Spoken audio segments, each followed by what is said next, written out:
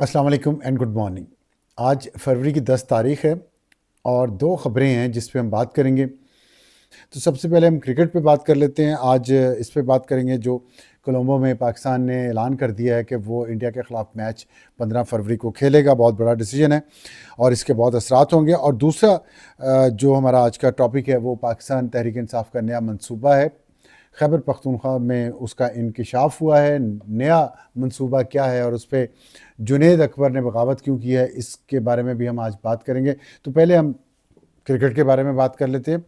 पाकिस्तान और इंडिया का cricket match होना था, लेकिन फिर पाकिस्तान ने उस मैच को खेलने से इनकार कर पाकिस्तान की हुकूमत ने फैसला किया और इसका ऑफिशियली पाकिस्तान ने इकरार नहीं किया, लेकिन मैं आपको बता रहा हूँ ये कि पाकिस्तान ने बांग्लादेश के साथ सॉलिडेरिटी के लिए पाकिस्तान क्रिकेट बोर्ड को ये कहा कि आप इंडिया के साथ मैच नहीं खेलेंगे, आप वर्ल्ड कप अटेंड करें, श्रीलंका में अपने दूसरे तमाम मैचेस खेलें, लेकिन आप इंडिया के साथ मैच नहीं खेलेंगे। उसके बाद ये अनाउंसमेंट के बाद एक बहरान आ गया, क्योंकि जो पूरा आईसीसी का सिस्टम है इंटरनेशनल क्रिकेट का, वो चलता इस एकोसिस्टम के अंडर है। जो पाकिस्तान और इंडिया के दरमियान मैचेस होते हैं और उनसे जो पैसा आता है आईसीसी को, एडवर्टाइजर्स को, मीडिया आउटलेट्स को और दूसरे जो वेंडर्स होते हैं और दूसरे जो स्टेक होल्डर्स होते हैं, ये सारा जो निज़ाम चलता है इनकी इकोनॉमी का, वो पाकिस्तान इंडिया मैच पे डिपेंड करता है।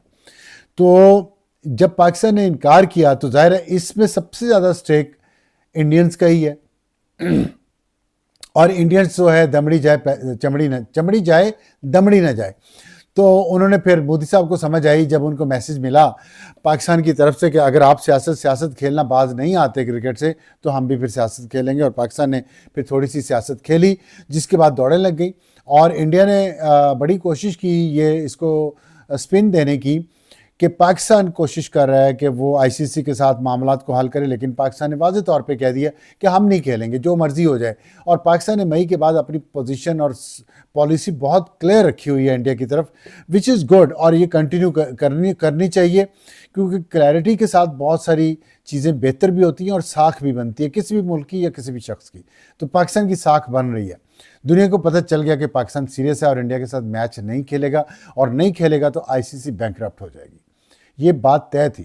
तो उसके बाद फिर जाहिर है आईसीसी को ये मसला हुआ और अचानक हमने देखा बसंत के दौरान आईसीसी का एक वफ्द लाहौर पहुंचा पाकिस्तान क्रिकेट बोर्ड के चेयरमैन मोहसिन नकवी साहब से मुलाकात के लिए, और अपने साथ वो बांग्लादेश क्रिकेट बोर्ड के सदर अमीनुल इस्लाम को भी लेके आए, चेयरमैन को लेके आए साथ। तो वजह क्या थी, मकसद क्या था? मकसद था पाकिस्तान को मनाना और पाकिस्तान को कन्विंस करना कि आप इस टूर्नामेंट का हिस्सा बने, इंडिया से मैच खेलें, फुल हिस्सा बने, ताकि हमारा जो इकोसिस्टम है आईसीसी का, इंटरनेशनल क्रिकेट का, वो डिस्टर्ब ना हो, वरना वो कोलैप्स कर जाएगा। पाकिस्तान ने कुछ शराइत रखी और वाजे कर दिया कि जब तक ये पूरी नहीं होंगी हम ये मैच इंडिया के साथ नहीं खेलेंगे। और अच्छी बात यह है कि पाकिस्तान की वो शराइत मानी गई हैं, सारी नहीं मानी गई, लेकिन जो मेजर पाकिस्तान की कंडीशंस थी वो मान ली गई हैं। और ये बहुत बड़ी कामयाबी है पाकिस्तान की, इसके बावजूद कि इंडिया पूरी कोशिश कर रहा था कि वो अपनी शराइत पे आईसीसी को चलाए, लेकिन पाकिस्तान ने पहली बार एक गेम के जवाब में गेम की है और कामयाब रहा है। ये इंडिया के लिए एक लेसन है कि अगर उसने खेल और सियासत को मिक्स करना है तो फिर इंडिया को पाकिस्तान से ज़्यादा नुकसान उठाना पड़ेगा। और ना सिर्फ इंडिया को नुकसान उठाना पड़ेगा बल्कि इंटरनेशनल क्रिकेट को नुकसान उठाना पड़ेगा।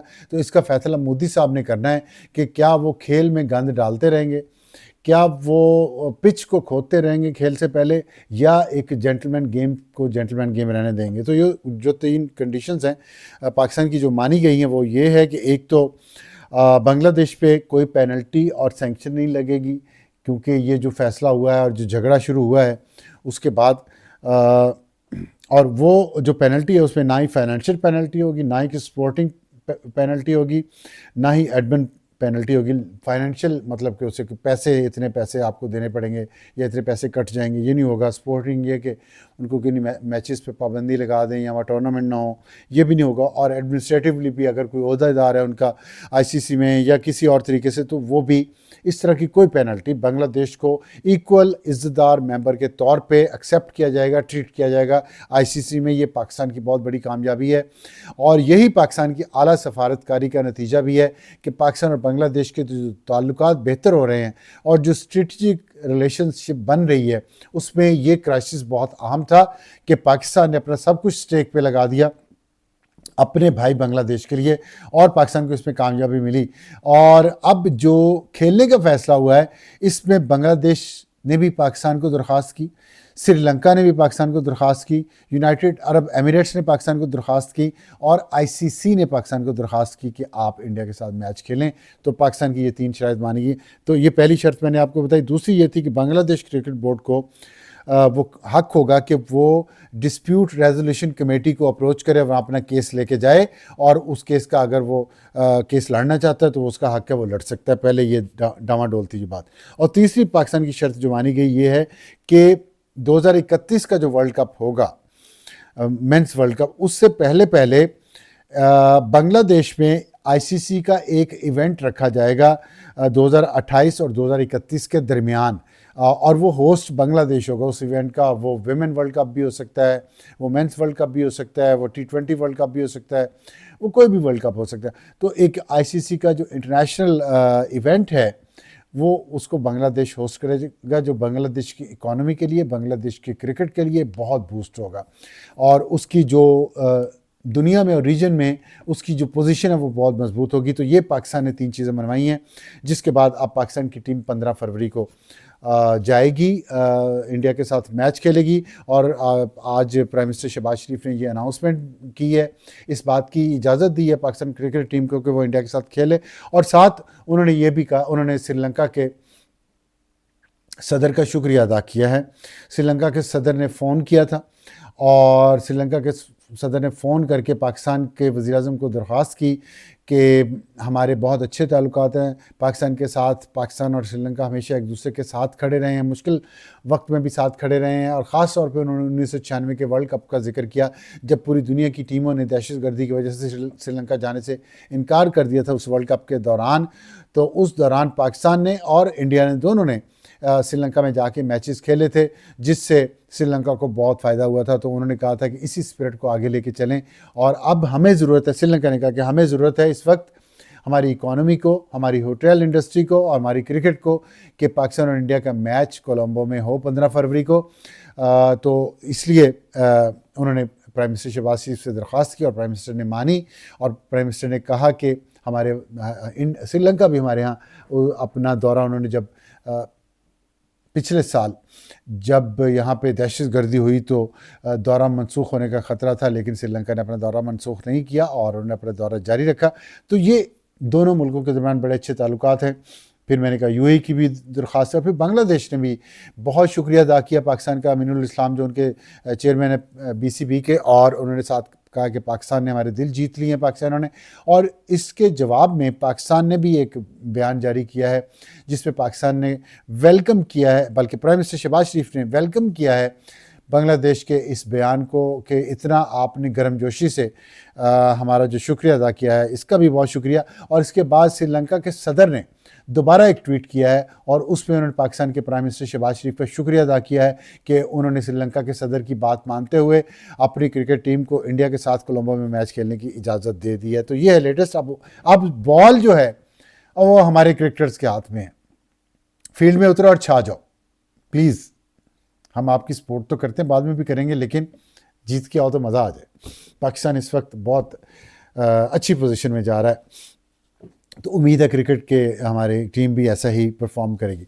अब आते हैं पीटीआई का जो मंसूबा दूसरा है। अब वो मंसूबा ये है कि आज़ादी या मौत, ये मंसूबा आया है और ये मंसूबा का इंकशाफ किया पीटीआई खैबर पख्तूनख्वा की जो उनका ट्विटर अकाउंट है, ऑफिशियल उनका वो ट्विटर अकाउंट है, उस पर उन्होंने एक ट्वीट किया है, एक छोटा सा वीडियो क्लिप ट्वीट किया है। और उस वीडियो क्लिप में जो सुहेल अफरीदी चीफ मिनिस्टर हैं खैबर पख्तूनख्वा के, वो एक नया कंटेनर तैयार हुआ है उसका मुआयना करने गए हैं और उस कंटेनर के बाहर एक बैनर लगा हुआ है जिस पे, ये मैंने अपने थंबनेल में भी शेयर किया है, जिस पे लिखा हुआ है आज़ादी या मौत। मतलब कि वो कंटेनर ईद के बाद जो प्लान है, और उसमें उन्होंने जो ट्वीट में लिखा है, उन्होंने उसमें ये लिखा है बहुत वाज़ेह तौर पे कि पाकिस्तानियों तैयार हो जाओ, हम अपनी इस जद्दोजहद के लिए तैयारी कर चुके हैं। ये नया कंटेनर बन रहा है, जो मैं आपको एग्जैक्ट बता दूं, आज़ादी या मौत ये हैशटैग है।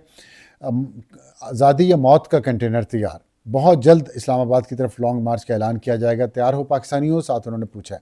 तो ये मैं तैयार हो पाकिस्तानियों का जवाब अभी जो बसंत वाले दिन मिला है वो मैं आपको उस पर बात करता हूँ। तो ये है सिचुएशन, और ये है उनका प्लान कि ईद के बाद उन्होंने एक वहाँ से लॉन्ग मार्च लेके आना है और अडयाला जेल के बाहर उन्होंने पहुँचना है। ये प्लान है। और इसके साथ अब वो दायरा एक नया झगड़ा शुरू होगा और मारा मारी होगी। जो उनकी हड़ताल और पहिया जाम नाकाम हुई है, उसके बाद इस बात का बहुत ज़्यादा इम्कान है कि ये जो इनका लॉन्ग मार्च है आज़ादी या मौत, ये भी नाकाम होगा। और इसका आप सबूत देख लें, इसी ट्वीट के नीचे जाके कमेंट्स पढ़ लें पीटीआई के लोगों के। वो इतना सख्त तनकीद कर रहे हैं। वो कह रहे हैं कि आपने वर्कर्स को बेवकूफ़ बना बना के, पहले अलीमीन गंडापुर साहब ने, अब इन्होंने, कि आपने भुरकस निकाल दिया है, उनकी सारे जोश जज्बा ख़त्म कर दिया है, उनकी एनर्जी ख़त्म कर दी है। कोई आप ढंग का काम नहीं करते। ये लोगों ने दुकानें बंद करने से केपी में लोगों ने इनकार कर दिया, वहाँ झगड़े हुए हैं। भैया जाम नहीं वो करे, कह रहे कैसे हमारे कारोबार आप लोग तबाह करना चाहते हैं। आपकी हुकूमत इसी सूबे में है, इसी सूबे में हमारे कारोबार भी तबाह करना चाह रहे हैं, क्योंकि पूरे मुल्क में तो अब आपको कहीं से कोई पॉजिटिव रिस्पांस नहीं मिल रहा। सिर्फ खैबर पख्तूनख्वा में आपकी हुकूमत है, और वहाँ भी इस तरह की रेजिस्टेंस मिलना पीटीआई को, ये लम्हा फ़िक्रिया पीटीआई के लिए होना चाहिए। क्योंकि वो आपस में जिस तरह लड़ रहे हैं और जिस तरह के फजूल किस्म की एहतजाज की कॉल दे रहे हैं, और वो जिस तरह धड़ाधड़ नाकाम हो रही है, वो आपके सामने है। और ये कॉल देना और इस बयानिया का मुकाबला करना, इसका एक तरीका है। मैं उस पर आखिर में बात करूंगा। जो फैसल वावडा ने भी बात की 500 लोगों को सड़कों पर खड़े करके गोलियां मारने की, तो मैं बताऊंगा वो तजवीज़ कितनी अच्छी है। तो ये इसके बाद लेकिन बैरिस्टर गौहर साहब ने डिनाई कर दिया। उन्होंने कहा ऐसा कोई मनसूबा नहीं है। हमें खान साहब ने बिल्कुल नहीं कहा कि आप कोई भी लॉन्ग मार्च करें या ना करें, सॉरी करें। उन्होंने बिल्कुल हमें इंस्ट्रक्शन नहीं दी। उन्होंने पुरअमन रहने की बात की है। तो अब ये कहाँ से आया है हमें नहीं पता, हम नहीं ये कर रहे। अब 2 धड़े तो अभी बन चुके हैं पार्टी के अंदर। उसके बाद जुनैद अकबर साहब ने एक नया कटा खोल दिया है। उन्होंने इस्तीफ़ा दे दिया है पार्लियामेंट, और उनका भी ये जो है, उन्होंने कहा है कि ईवान में बोलने ना देने पर पार्टी से अलहदगी का उन्होंने ऐलान कर दिया है। और उन्होंने कहा कि मैं स्पीकर कौमी असम्बली से बात करूंगा कि मुझे अलग करें, मतलब मेरी सीट अलग कर दें कौमी असम्बली से। मैं पीटीआई पार्लियामेंट्री पार्टी का हिस्सा नहीं हूँ, ये दरबारी मुझे बोलने नहीं देते। ये उन्होंने एक ऑडियो मैसेज मुख्तलिफ व्हाट्सएप ग्रुप में भेजा पीटीआई के जो पार्टी का है, और उसमें उन्होंने कहा है कि ये दरबारी, अब ये दरबारी उन्होंने बैरिस्टर गौहर को कहा है जो पार्टी के चेयरमैन हैं। उन्होंने असद कैसर को कहा है जो पार्टी के सीनियर रहनुमा हैं, या उन्होंने चीफ विप आमिर डोगर को कहा है। क्योंकि चीफ विप की इजाज़त के बगैर, चीफ विप एक लिस्ट देते हैं कौमी असम्बली के सेनेट स्पीकर को, जिसमें यह बताया जाता है कि उनकी तरफ से कौन कौन शख्स तकरीर करेगा इस सेशन में या इस इशू पे। तो वो कह रहे हैं, जुनैद अकबर साहब ने कहा कि बजट के बाद मुझे मौका नहीं दिया इन दरबारियों ने, पीटीआई के दरबारियों ने, तो अब मैं तंग आ चुका हूँ। तो अब ये जो गुफ्तगू उन्होंने की है, इससे आप देख लें कि एक और धड़ा भी पीटीआई में बना हुआ है, तैयार है। इसके अलावा मिसाल यूसुफजई का एक धड़ा है, और उसका फड्डा अलीमा खान के धड़े से हो रहा है। तो और हार लेगी अलीमा खान। वो कहते हैं ना कि दुख झीलें बेफाख्ता कव्वे अंडे खाएं। दुख झीलें बेफाख्ता कौन है? बुशरा बीबी, जिसको वो हार तोहफे में मिला। इमरान खान को हार तोहफे में मिला, वज़ीर आज़म और वज़ीर आज़म की बीवी को, और वो तो चले गए जेल तोशाखाना केस में। और हार वो लेके गई हैं उनकी नंद अलीमा खान के, लाना ना ज़रा भाभी मुझे दिखाओ, मैं ज़रा इसको चेक तो कराऊँ कैसा है, कितना खूबसूरत है। वो ले गई और कई साल से वो वापस ही नहीं दिया। इसका इंकशाफ किया शेर अफजल मरवत और मिसाल यूसुफजई ने, और जिसके बाद से ये एक झगड़ा पड़ा हुआ है। तो ये एक अलग ग्रुप है।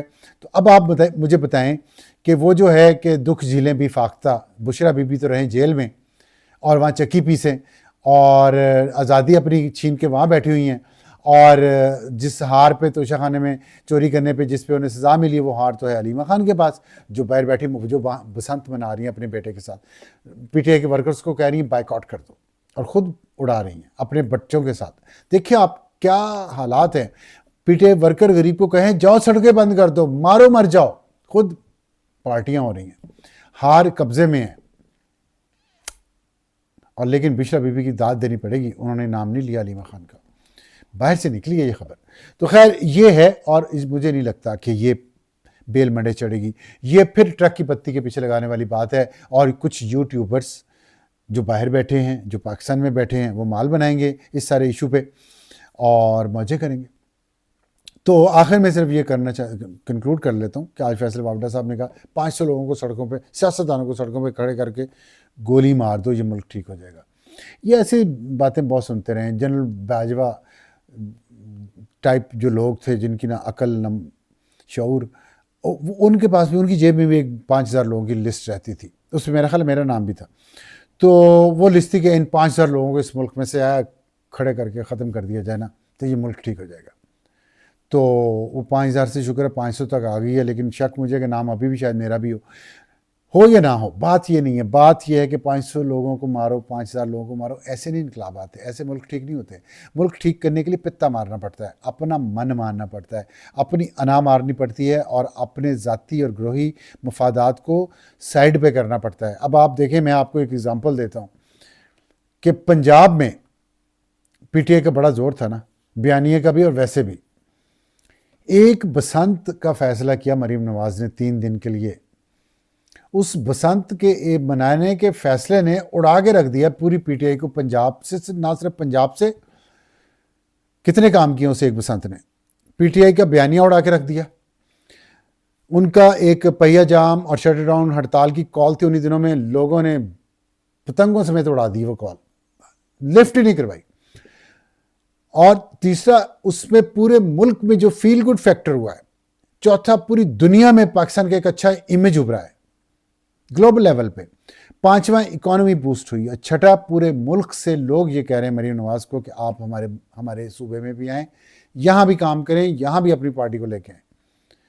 ये सिर्फ एक सियासी फैसला हुआ है, ये 500 लोग सड़कों पे खड़े करके मारे नहीं हैं पीटीआई के, उसको तबाह करने। पीटीआई को सियासी तौर पे तबाह किया जा सकता है, उसके बयानिए को बयानिए के जरिए तबाह किया जा सकता है। और उन्होंने, आप देखें, पेशावर में, खैबर पख्तूनख्वा में कुछ अच्छा काम करें, लोगों को सहूलत दें। पंजाब में बहुत सहूलत लोगों को मिली है, उनके मसाइल हल हो रहे हैं, उनके काम हो रहे हैं, और उन कामों के साथ उन्हें एक अपनी ज़िंदगी को सेलिब्रेट करने का मौका मिला है। जो उनके यहाँ सफाई सुथराई है, जो उनके सड़कें बनी हुई हैं, उनको पुलिस का निज़ाम बेहतर हो रहा है, अच्छा तो नहीं, बहुत बेहतर हो रहा है, सिविक फैसिलिटीज़ उनको मिल रही हैं। ये चीज़ें लोगों को दें, ये लिस्टें ना बनाएं। लिस्टों से आप ख़त्म करना तो पूरी दुनिया में इस वक्त अमन होता है। जितनी जंगें अमेरिका ने लगाई हैं पिछले 80 साल में देख लें, जीती तो सारी होंगी, कामयाब किसी में नहीं हुआ। खैर, ये मेरा ख्याल है गुफ्तगू बंद होनी चाहिए और अपनी गेम अप करें। जो भी ये बयानियाँ बनाते हैं, फैसल वावडा साहब भी, मैं उनसे, मेरे दोस्त हैं, लेकिन अपनी गेम अप करें, स्मार्ट हो जाएं और स्मार्ट तरीके से, स्मार्ट एक्ट्स के ज़रिए इसको आप काउंटर कर सकते हैं, पीटीआई की सियासत को भी और बयानिए को भी, या किसी की भी सियासत और बयानिए को जो मुल्क दुश्मन हो। आज के लिए इतना ही, खुदा हाफिज़।